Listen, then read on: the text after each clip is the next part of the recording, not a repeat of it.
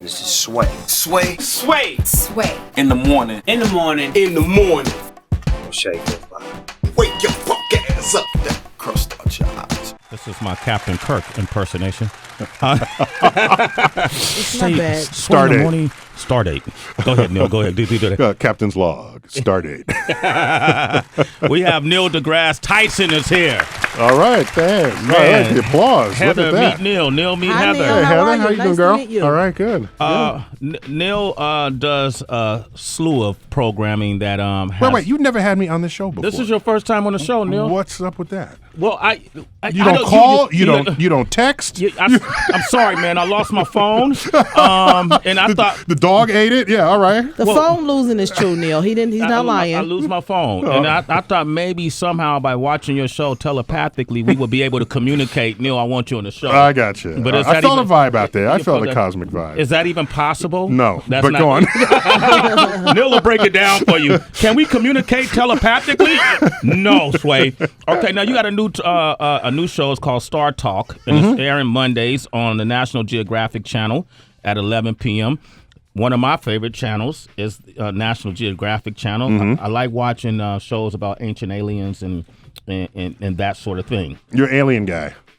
You know what happens is people don't believe that ancient humans had any intellect at all, and they say, "Oh, they couldn't have built this. It must have been by aliens." But give our freaking species some credit for figuring stuff out. Okay, well, that's what I want to ask you, because the other day I was watching this thing about pyramids, and people truly believe that the technology to build pyramids wasn't of this earth, because at the time the pyramids were being made. So it was Europeans coming to Africa, seeing an amazing civilization that they could not imagine an African build, and they must then invoke some other cause that enabled them to build it. Excuse me, clever people come in all colors. Yep. All right? Okay. So just because you can't figure out how somebody built a pyramid doesn't mean the people who built the pyramid got help from aliens. That's all I'm saying. So just admit that you're not as smart as the people who built the aliens and end the conversation there. So how do you explain these pyramids being on various continents, whether it's South America, whether it's Africa? So a couple of things. First, the most stable structure you can possibly build is a pyramid. Pyramids don't tip over. Okay. They don't get blown over in the wind. All right? And even when they erode and still keep a pyramid shape. So we could say maybe ancient civilizations built all kinds of structures. They just didn't survive thousands of years of erosion and corrosion. The pyramids are what remain, and now that's what you see around the world. Build a pyramid, try to tip it over. You tell me how. Call me when you do. Well, I don't know how to build it. All right. You got to send me the blueprints, Neil. Let's send you the blueprints. Okay. So by the way, consider also that when they built the pyramids, were they in a hurry? Did they have a shortage of labor? Of course not. And a pyramid could take 100 years to build with 1,000 people. If you have give me 100 years and 1,000 people, I'll build any damn thing. And without the help of aliens. Yeah, without the help of aliens. Yeah. So. Yeah. All of these stories we hear about, what is that, the Hangar 52 or whatever, and Area 52, and That's next to Area 51. Okay.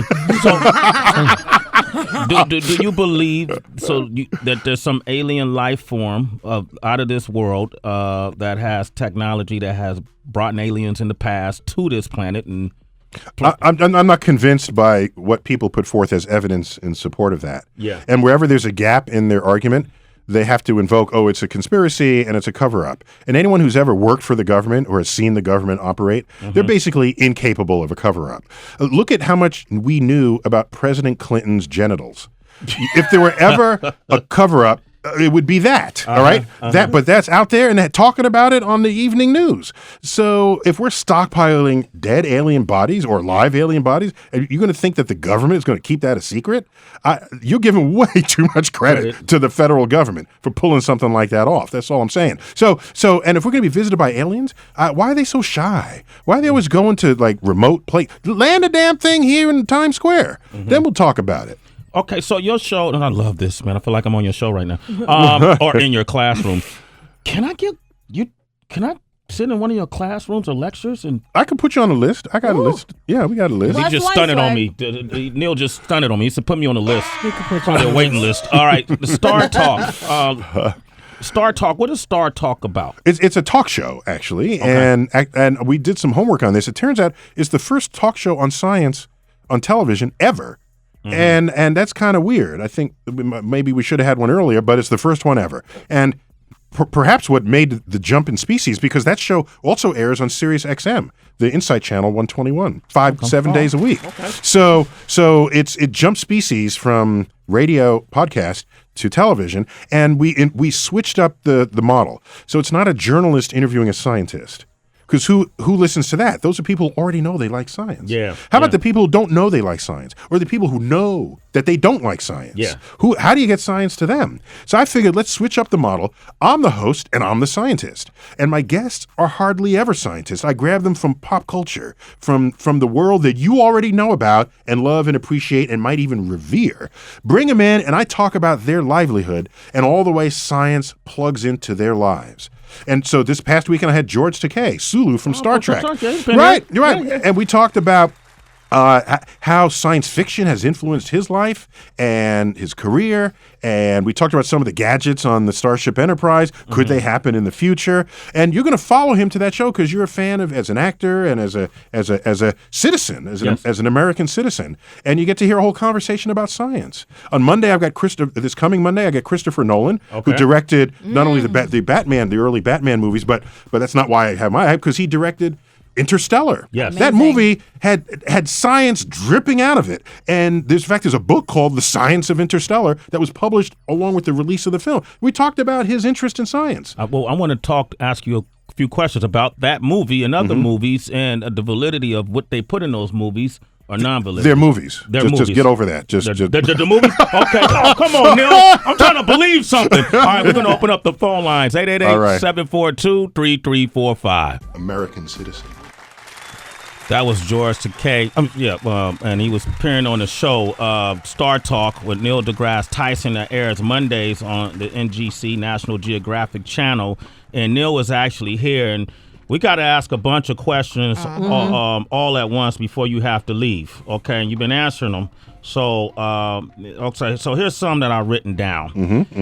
Is there a reservoir of water in space? Is that true? Yes. The poles of the moon likely have a huge repository of water, except it's spread out it's not like a puddle of water. It's like water molecules mixed in with the soil. It's called the regolith is the official name. And so if we go to the moon and you don't want to bring all the water that you have to drink, we have to find a way to sort of get the water out of there, and then if you're going to pitch tent, that'd be a place to do so. And there are plenty of other places that have water's not an uncommon thing in the universe. Just to make that clear.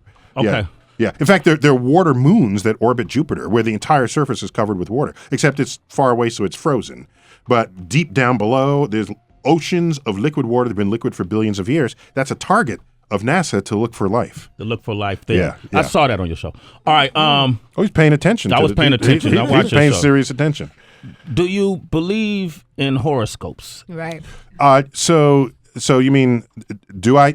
So Shakespeare knew from the beginning. There's a great quote from him. He says, what is it? The fault lies not in the stars, but in ourselves. Okay. And so every experiment you do to test whether your personality is influenced by things that are cosmic, any control test you do, it just fails. So why do people still believe it? I'll tell you why. Because if when you go to your horoscope in the day and you say, oh, what are you, Scorpio, you go straight to the Scorpio and it's written, that's okay, that's going to happen to me. You should try it differently. Do the following. Get someone else to pick one of those horoscopes at random and read it to you. Best do it in an entire room. I've done this experiment. Yeah. I picked one at random, read it to a room of 100 people, and I'd say, did I just read your horoscope? 70% of the hands went up. Well, no, of course, it's not 70% of them. So you realize that they're written in such a way that you can find the meaning that you know and need for yourself because of the way each one of those horoscopes are written. And you lift up the things that are most applying to you, and you suppress in your mind the things that don't apply, and you walk away thinking that they're speaking to you because of what time of year you were born. And we've known about this. It's a psychological effect where we remember the hits and forget the misses. Like you pick up the phone and say, I knew it was you, Grandma. And well, how about all the times that you thought it was her and it wasn't? Those don't get remembered as an incident in your life. They get rapidly forgotten. We only remember the hits. And so you can end up thinking that you're psychic or you have special telepathic powers. So we are susceptible to all manner of psychological, to be fooled by our own brain, by our own sense of what is real and what is not. And so, but on top of that, there are 13 constellations in the sky, not 12, that the sun passes through. And in fact, the sun spends more time in Ophiuchus than it does in Scorpius. See, that's one of those words. Yeah, are you Ophiuchian? Yeah. I mean, if you think you're a Scorpius, you're probably an Ophiuchian because the sun is in Ophiuchian for more time than it was in Scorpius. And the entire horoscope scale has been shifted by 1 month over the past 2,000 years when it was first laid out, because Earth is wobbling on its axis and changes the relationship of the sun and the sky against the constellations. So most Scorpions are Ophiuchians, and all Scorpions and Ophiuchians are currently Librans. Okay. That's just the facts. But none of the horoscopes tell you that because they're making money off of it. It's $1 billion a year industry. It's a free country, so I'm not going to stop. You don't hear me telling astrologers to stop doing what they're doing. Okay. You don't hear me saying that. You've never seen me debate them. We're in a free country. Do it. But if you want to know what science says about it, it says there is no effect. Okay. While we have you, 2 more questions I want to ask you. A quick one. No, wait. One of the just so you know how this works.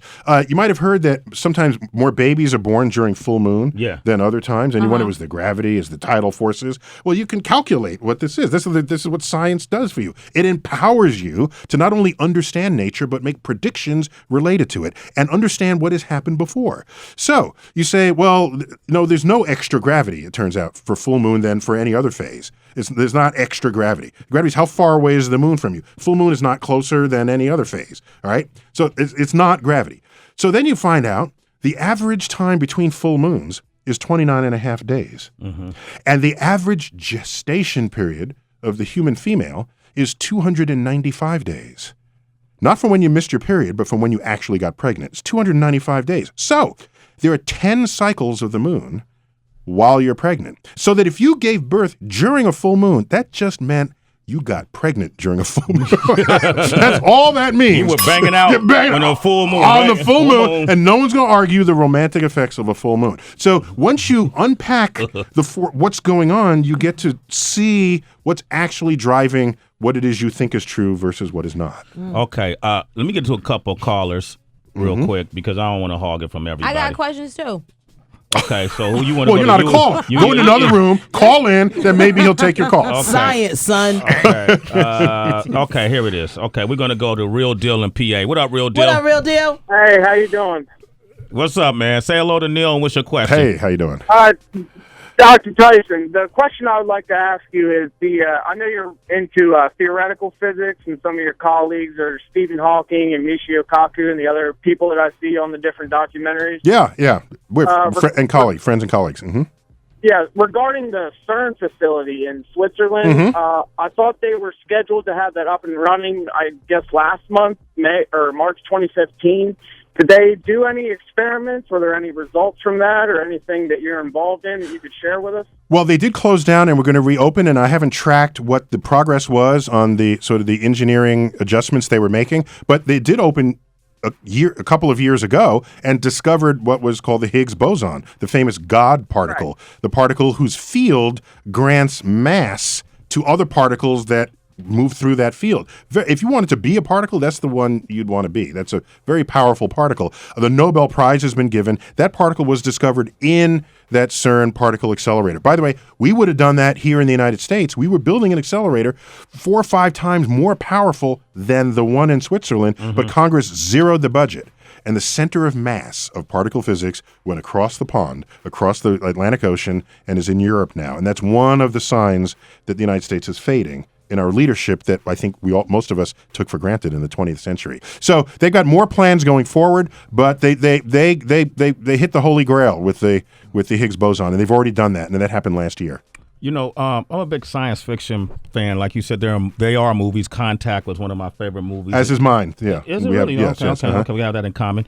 And also Interstellar. And I wanted to ask you the possibilities of time travel. Is that? Well, you got something you want to change in the past? No, I don't. But that's something we've changed. It's too late. You're stuck in the present. I'm stuck in the present. So I'm not going to go through some black hole and come out in another time. Yes, no. In principle, actually, if you could go through a black hole and survive it, there are trajectories around the space-time of actually 2 black holes where you can arrive in your own world earlier than when you had left it, and so you can travel into your past. We already know how to go in the future. That you just travel fast, you will age more slowly than everybody else on Earth, and so that's kind of like going into the future. Yeah, and that's not as interesting as going into the past. We worry that there might be some fundamental law of physics that would otherwise prevent that from happening. Because suppose you go into the past and prevent your parents from meeting. You don't have to kill one of them. You just have to prevent them from meeting or have them copulate at a slightly different instant than the time that conceived you. If that happens, you will not be born, and you would not have gone back in time to prevent them from meeting each other to then having prevented you from being born. So you couldn't have went back in time. I get that. Damn, man. I actually get that. All right, go ahead, Heather. I know, Neil, that you're a fine wine enthusiast. So you've been reading up on me here. I've been reading up on you. So this is going to take some real science. Okay. I need a good cheap booze to get drunk off. What do you suggest? You know, there's good value in Spanish sparkling wines, Spanish cavas. Yeah. Okay. Yeah. So it's like a third the price of French champagne. And I lived off of that in graduate school back when I was like on a serious budget. Okay. Yeah. And Spanish, those I love those. Also, well, that's for like bubbly if you're celebrating. But what else? Lately, yeah. Let me think about it. Before I go, I'll hook you up. Thank you. All right, thank you. Go ahead, Tracy. Neil, I want to know because usually when people venture this deep into thought, No, you'd say it's deep. Deep. When people venture, make deep work as a word. All right, 3, 2, 1. Deep. Nice. Okay, good. But usually they end up super perplexed and just have a headache, and then they say, you know what, I need to pause. But for you, you don't waver. But now I'm interested in knowing, with maybe your recent discoveries or your studies, what's giving you a mind fuck? Oh yeah, so in slightly different vocabulary, I've tweeted the same thing. I've said you should live your life so that every day you learn something that blows your mind. Right. And that's the same. That's what you just asked there. And so I'm a Scorpio, by the way. Which means you're probably Ophiucan.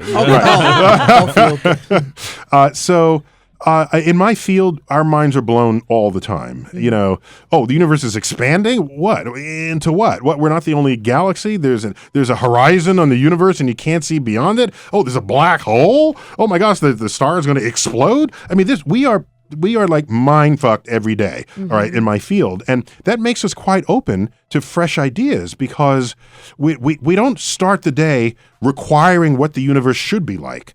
We start the day wide open, ready to receive what the universe is, as revealed by the methods and tools that we develop in astrophysics. So that if you read news stories of new discoveries, and they almost always begin, the journals almost always begin, scientists will have to go back to the drawing board on this one. No, we're always at the drawing board. If you weren't at the drawing board, you were not in the game. Yeah. Now, what about if you had the opportunity to become immortal so that you could figure out everything? Would you do that? I worry that if I were immortal, I would lose focus on the present. I would just say to myself, I've got time. It's the very fact that we're mortal that creates urgency in whatever it is you want and need to do in life. And I value that as a fundamental part of what it is to be human. Okay. We have like 2 minutes. Oh, sorry. Am I taking too long to answer not at all. You just have to go to your next gig. Oh, yeah. All right. DB has a quick question. Oh, yeah. And I have one last question. Is real quick. Bigfoot, real or fake? So it's hard to hide colonies of large mammals and have them not show up downtown. You know, I mean, so. Well, no, I mean you can have species of newts that maybe have evaded discovery living in the rainforest, but if you're going to have a gorilla-sized ape man walking around the forest, you're going to at least find its poop, or it's going to stumble on a camper. And now everybody's got a video camera. And we don't have more videos of Bigfoot than what existed 20, 30 years ago? On WorldStar. So I remain unconvinced by the evidence put forward by people who make such claims. And my favorite line about this was the comedian Mitch Hedberg. He said, the prospect of Bigfoot existing is not what scares him. What scares him is the possibility that Bigfoot might be actually out of focus. Imagine an out of focus creature coming out of the it's like, whoa, what the hell is that? All right, one final question. Yeah. You're so popular now. You're like a celebrity in the world of science. I don't think of it that way. I think of it as science is getting popular, and I'm just on a surfboard riding that fact. And then you look just like my uncle. And one of the reasons I don't know what that means. That means you have an everybody's afro. got an uncle that you don't want to be like, right? Okay. Melanin abundant, and you have an afro. Oh, okay, gotcha. And you don't often see that, Yeah. And has there been any adversity you had to face just based on, your color? Yeah, less today than yesterday, and less yesterday than the day before. I mean, there has been a slow but real progress in this. The people that say race relations are worse than ever today, no. They're not worse than ever. You know how you know they're not worse than ever? Because now, when an unarmed black man gets shot dead in a city somewhere in the country, it's national news. Rather than when I grew up, it wouldn't make it out of the local news cycle. Mm-hmm. That's how you know we've had progress. I mean, it's a messed up way to think about progress, but we've had progress. And a higher fraction of taxis will pick me up than was true 10 years ago or the year before. It's not just because they recognize me. I mean, I can cover my head, raise my hand, they'll come by. Yeah. So I have measures of this. Yeah. So I talk to any of our parents, they got stories. Yeah, got right? Better. Yeah. They got stories that, and we couldn't move into the housing place when we first moved into the Bronx. Yeah. Moved into Riverdale, it was. There were people picketing saying they didn't want, and this is right around when the Housing Act bill was being passed. Mm-hmm. So they got stories that they're different, and we got stories today, but they're not what they used to be. And I'm happy to report. Neil deGrasse Tyson, StarTalk Mondays, National Geographic. Can I tell you something quick? Yes. It's quick. End of May, we're bringing StarTalk live to the Apollo Theater. Wow. We gotta go. In the house. Make sure, don't forget to rub the log, Neil. All right. And you know what? I just gotta make sure Sandman isn't there because I don't want to. I don't be yanked off the stage. But you know what? To our listeners who are calling, you could reach out to Neil directly on Twitter. At Neil Tyson, right? Yeah, that's right. Then I got millions of people. So I won't get to everybody, but I'm there. You can find me. You can find me. If you put Sway in the morning on the hashtag, he'll get back to you. Yes. All right, Yes. man. Neil, thank you for coming by. All right, Come man. back, man. All right. Absolutely, man. I want to get on that list. It's Sway in the morning, only on Shade 45.